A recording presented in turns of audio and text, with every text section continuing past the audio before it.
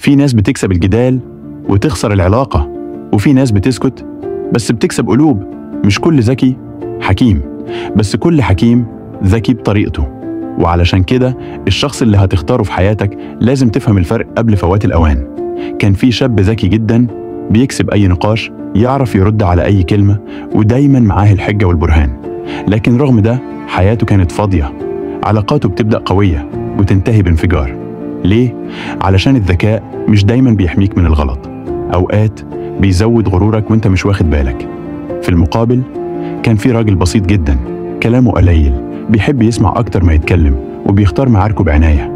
الناس كانت بتسخر منه، ساكت ليه؟ ما بتردش ليه؟ لكن مع الوقت الناس بدأت تلجأ له في مشاكلها وتحترم رأيه وتحس براحة وهي حواليه. ده مش ضعف، ده حكمة. الذكي بيسأل إزاي أكسب، لكن الحكيم بيسأل إزاي محدش يخسر. في يوم من الأيام دخل شخص ذكي في نقاش حاد مع خطيبته، وكل مرة كانت تحاول تشرح له مشاعرها يرد عليها بالمنطق. هي تقول له أنا حاسة إنك بعيد، يرد أنا كلمتك 3 مرات النهاردة. ده مش بعد، ده في دماغك. المنطق قتل العاطفة، الذكاء خسر العلاقة. في المقابل صديق له كان بيتعامل مع خطيبته بأسلوب مختلف. لما كانت تقول له حساك بعيد، كان يقرب منها ويمسك إيدها ويقول طب قولي لي حسيتي كده إمتى، خليني أفهمك. هو ما حاولش يبرر نفسه، هو حاول يفهمها. الذكي ممكن يكون أناني من غير ما يحس، لأنه شايف إن كل حاجة لازم تكون منطقية ومبررة. لكن العلاقات مش دايما منطقية. في الحب أحيانا اللي بيحتاجه الطرف التاني مش إجابة بل حضن. الذكاء بيحل المعادلات، لكن الحكمة بتحل الخلافات.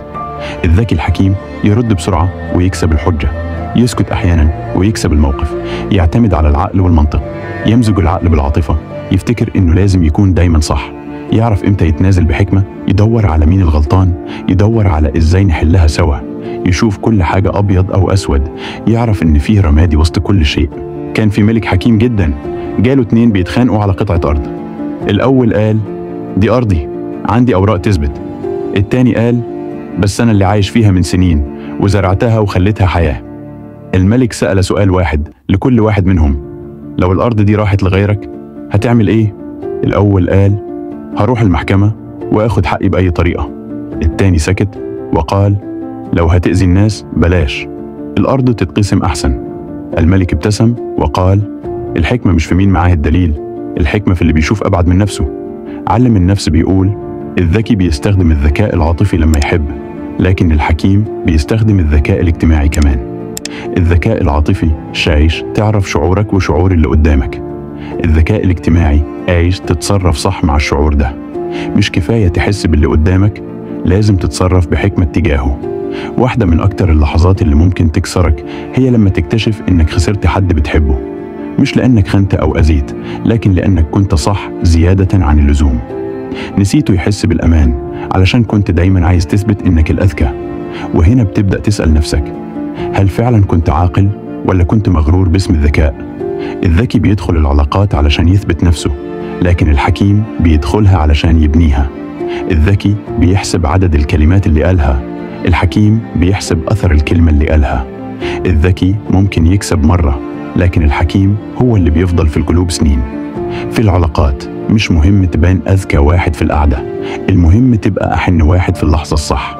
لو حسيت إنك كنت ذكي وخسرت، ممكن تكون لحظة تبدأ تتعلم الحكمة، ومش عيب تبدأ من جديد وتراجع نفسك.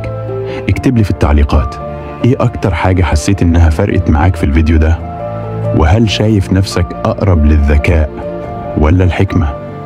ولو عجبتك الرسالة متنساش اللايك والاشتراك، علشان لسه عندنا قصص تانية ممكن تغير حياتك.